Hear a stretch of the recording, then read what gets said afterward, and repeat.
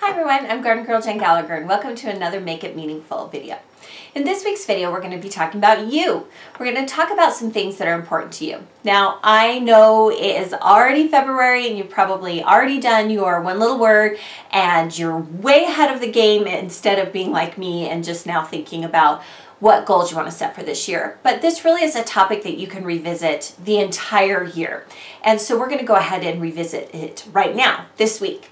So here's the challenge. I want to think about things that are important to you, some goals maybe you want to improve on, some things you want to do differently, and whether you've already done this layout before or you want to do it now, we're going to go ahead and do this layout.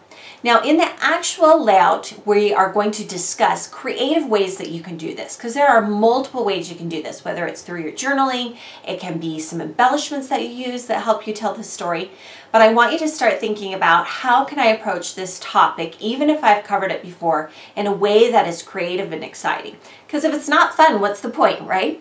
So again, join me for this week's challenge and be sure to subscribe to the 2Ps YouTube channel. Did you know that if you subscribe to the channel, you'll get an email each time a new video is uploaded? And I don't want you to miss any of the videos. So let's go ahead and get started on this week's layout.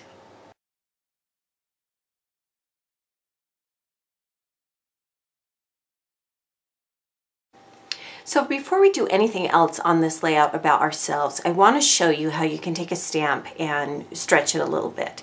And this is a new stamp from Webster's Pages that I picked up, or it's new to me. It is available in the 2-piece store.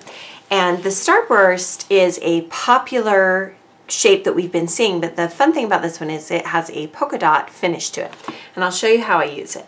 Now when I have a large stamp like this, the best way for me to do it so that I get a nice even stamping surface is I lay the stamp face up and then I ink directly onto the stamp. You want to make sure you get a nice even ink job.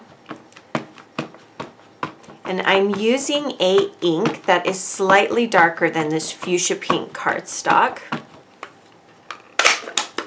And then sometimes if the stamp is actually a nice 5x7 shape, I will place the paper on top. But for this particular shape, to get it exactly how I want, I am going to place it with the image side down.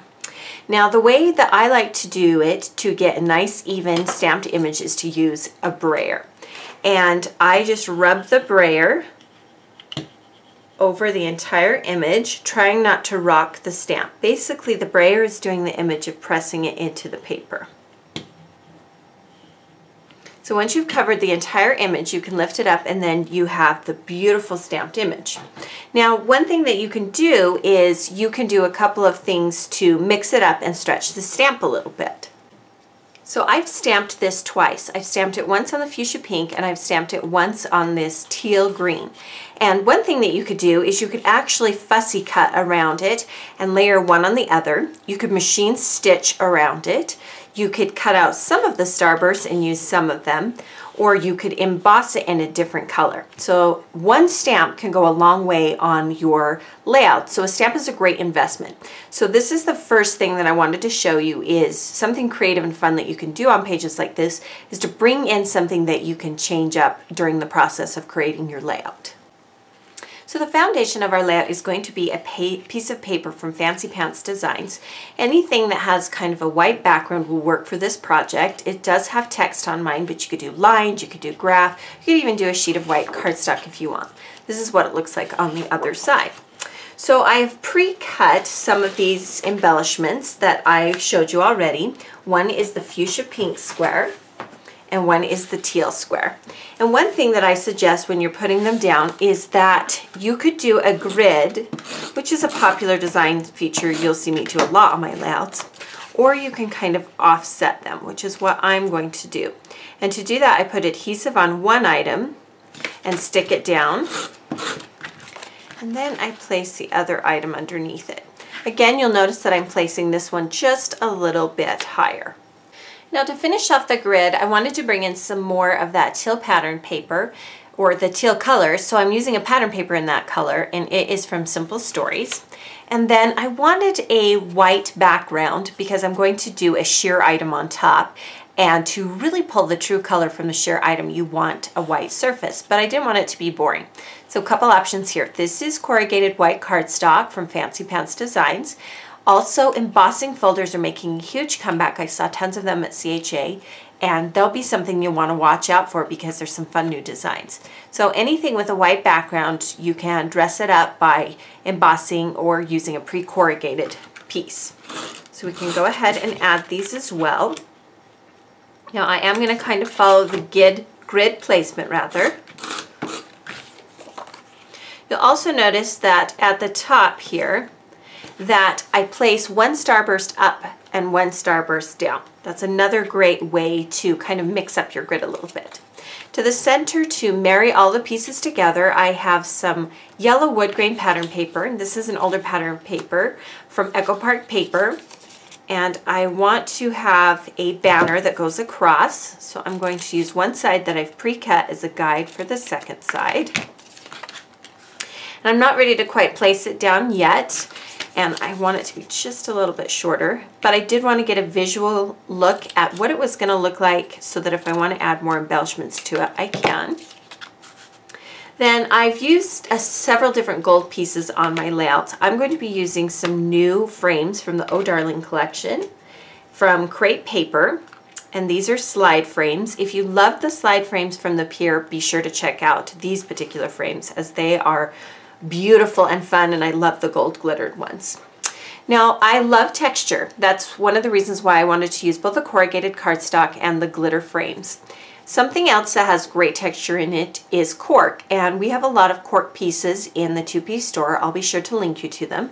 But they are another way to add a little bit of dimension because they are a little bit thicker. Some come thinner, it depends on the company. But they're a great way to add dimension to your project. And then I mentioned down here I wanted to use a clear item that was sheer. Now it's not quite sheer, and I'll show you how fun this is. I love this. These are elements from Studio Calico. They're word bubbles, and they're in that same fun fuchsia pink. I did notice when I put purple cardstock by these pieces that they also can pull purple. So try a few different shades if you get these, but they are see-through. And they come in both solid and almost clear and an ombre effect. But they're a great way that we can uniquely add journaling that pertains to us on a layout.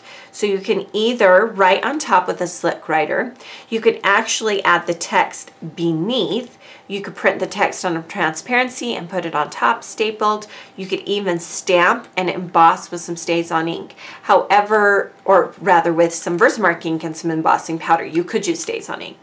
If you do emboss with a heat gun, do remember these are clear and they tend to warp when you heat them. So what I like to do is I will heat them from the front and then quickly turn them over and heat them from the back. And then I'll place something like maybe even my adhesive thing on top, and that'll help them flatten. So I'm bombarding you with lots of ideas, but I want you to realize that anytime I do one of these layouts, there's multiple ways to make it your own. So now that I've kind of shown you the basics, let's start putting the layout together. All right, a couple of things that I've pulled out from my stash that kind of match the color scheme to lighten it up, and we'll do a couple of things with them, but I also have some black and white photos that we're going to use. And the first thing I want to do before I add those is to add something special to this wood grain paper. And so I'm going to add some ribbon. A lot of the times you'll see me use twine. Today I'm going to use ribbon.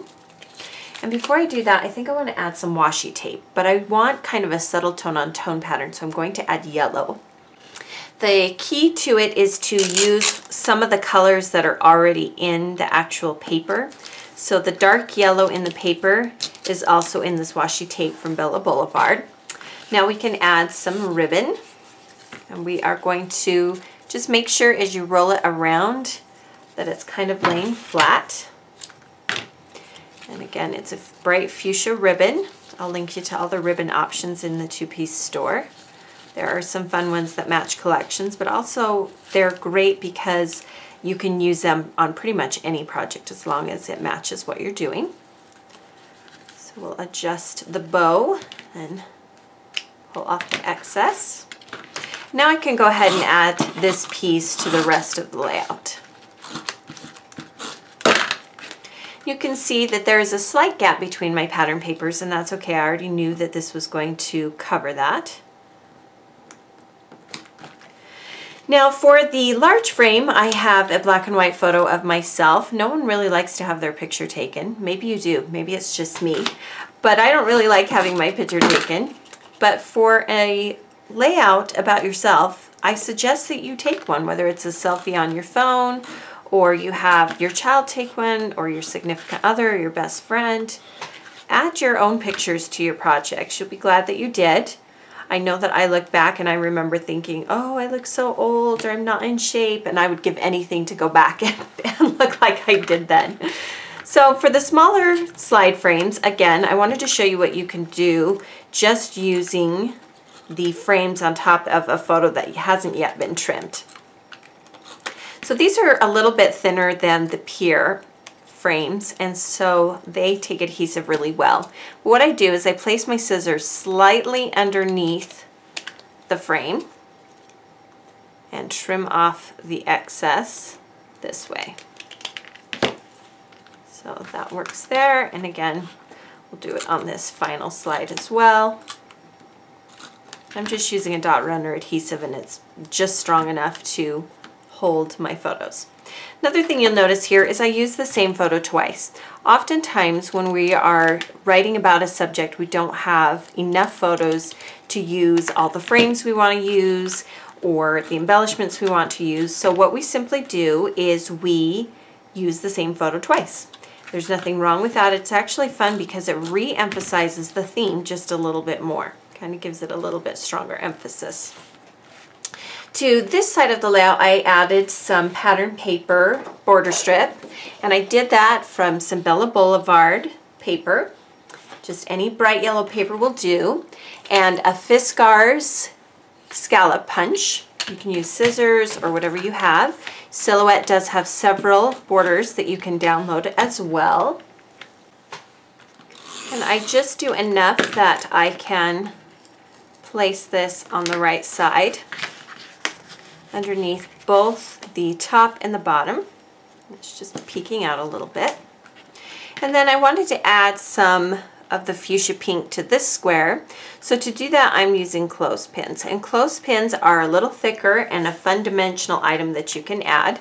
Now these particular foam pieces from Fancy Pants are a sticker. So you simply remove the backing and you can add them directly to your page. You can stamp directly on cork, you can mist it, you can emboss. I've done embossing powder on them, lots of different ways that you can use this.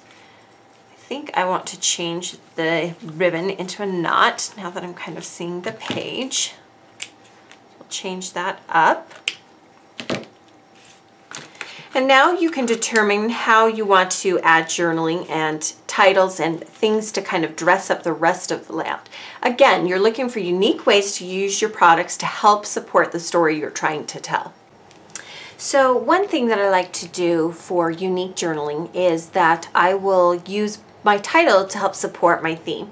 So the title says This Life, and I cut it from vellum so that you could see the background stamp. I didn't want to lose that background stamp, especially since the starburst ends up right in the middle of this title. Another way that you can do journaling is to do a simple journaling block. And this can fall anywhere on your layout. If you're going to do a journaling block, then think of another creative way that you could add journaling. So we've done it with the title, which is fairly typical, and we've done it with the journaling, which is also, a box is pretty typical. Now here's where I like to get a little bit more creative. Before I add anything else, I am going to stitch part of this title down so that it doesn't move around, because if I use my dot runner with vellum, it will show through. So I will stitch that off camera and show you what it looks like. So I added some machine stitching with some yellow thread. I wanted to bring a little bit more of the fuchsia down to the bottom, so I have a larger scallop border that I'm going to add with some of that pink fuchsia cardstock.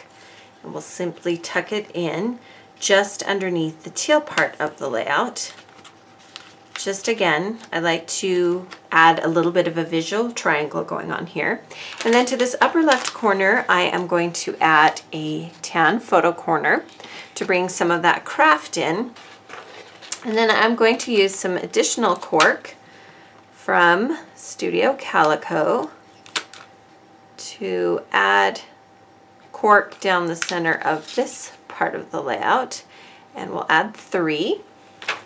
Now this is where I want to get creative with the journaling. So we've done kind of the basics of the page, and now this is where I start to think, okay, where can I make this page stand out, and how can I make it more meaningful and more creative?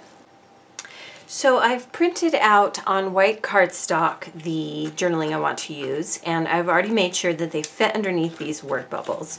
But what we're going to do is we're going to attach the white cardstock to the white corrugated cardstock. And let me show you how beautiful it looks, and I'm going to zoom in a little bit so you can kind of see how these word bubbles turn this just beautiful shade. So I'm going to use the ombre one. And look how gorgeous that journaling looks underneath these word bubbles. So these word bubbles, or any clear item, especially if it has a color and ombre effect, can really dress up any of your layouts. So what you want to do to attach these to your layout is you will want to use some kind of cool way to attach them. I'm going to try staples and bring in some metal elements and staple them directly to my layout. So you can staple them a couple of different ways. You just want to make sure your stapler can reach far enough in. You want to staple through all of the layers, and you want to make sure that your element stays centered. So make sure you get that right. So I've just stapled them right on. It's a really casual look, but I love the look that the metal brings. Again, add the strip first. This is one way to hide some of that adhesive that you might see. Then place the word bubble right on top, making sure you don't cover any of your journaling. You will staple it down. So here's what it looks like all stapled, and you can see it just adds a little bit more dimension than if I just adhered them. You can also machine stitch through these. They are thin enough to do so. So now that I have some of the elements all together, I realize that this white down here is getting a little bit lost. So because I have craft elsewhere on the page, I'm going to add a border strip from a border punch that I have, a notebook one. And I want it to be a little darker, give it a little bit of distressed, so I just rub that with an ink pad. You can use distress ink or whatever you like, and then I'm going to distress it even further by using my fingers to crumple up some of the ends.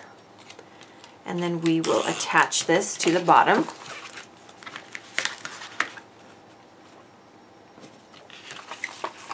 Alright, and then I want to bring in some more yellow, so I'm going to use some enamel dots. These are from my Mind's Eye. That brings in some of the yellow there.